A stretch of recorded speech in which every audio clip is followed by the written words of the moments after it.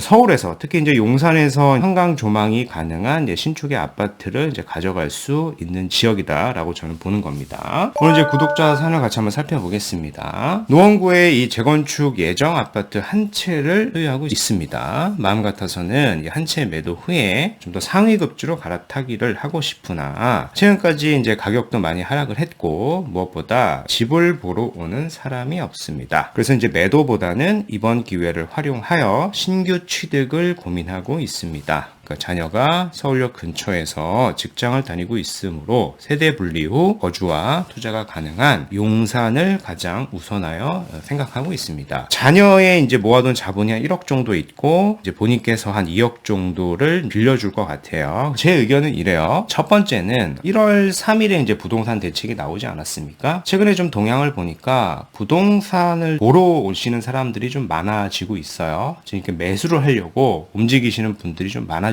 있으니까 첫 번째로 하셔야 되는 거는 이 노원구의 이 아파트를 다시 한번 매물로 좀 내놓자. 가격은 좀 낮춘다라고 하면은 아마 매도가 될 가능성이 좀 높아 보입니다. 그래서 매도를 하고 나서 상위 급지로 한번 갈아타는 게 좋을 것 같고요. 상위 급지로 갈아탄 다음에 용산에 투자해도 저는 괜찮다라고 싶습니다. 두 번째인데 굳이 내 물건이 이제 급매로도 팔리지가 않고 가격을 너무 터무니 낮춰야만 뭐 팔리는 상황이다라고 하면은 지금의 생각처럼 노원구를 그냥 보유한 상태에서 플러스로 용산을 투자하는 방향이 전 더 좋을 것 같습니다. 왜냐면은 우리가 이 상위급지로 갈아타는 게 언제든지 갈 수 있는 거는 아니에요. 타이밍이 있는데 지금 시점이 저는 괜찮다라고 보는 게 노원구를 내가 팔 수 있다라고 하면은 상위급지들의 가격이 상당히 많이 빠진 지역들이 있어요. 그래서 그런 지역들로 이제 바꿔놓는다라는 개념이 더 좋을 것 같고요. 다시 부동산이 조정장을 지나가지고 상승장이 오게 되면은 노원구도 회복이 되겠지만은 상위급지는 더 올라갈 거예요. 그래서 상위급지를 갈아탈 수 있는 타이밍 자체는 그렇게 많지가 않습니다. 그래서 상위급지로 갈아타는 게 첫 번째이고요. 그 다음에 내가 소액으로 좀 접근을 하셔도 전 늦지 않는다라고 생각을 해요. 근데 이제 뭐 이런 부분들이 너무 어렵다. 상위급지를 갈아타는 것도 어렵고 뭐 대출 부담도 되고 매도도 쉽지 않다라고 하면은 지금 생각하시는 방향으로 이제 하시면 될 것 같습니다. 용산도 보면은 가격대가 싸지는 않아요. 근데 자본력을 제가 보니까 어찌됐건 자녀 명의로 하는 거고요. 자녀분이 아마 사회 초년생일 것 같습니다. 소득이 높지 않으니까 뭐 대출을 좀 무리해서 받기보다는 한 3억 내외 정도만 받아가지고 거주하고 투자를 할 수 있는 그런 용산 지역을 보시는 게 좋을 것 같습니다. 즉 총 자금이 한 6억대 정도 되는 용산의 재개발 예정지를 보시는 게 전 좋을 것 같아요. 재개발이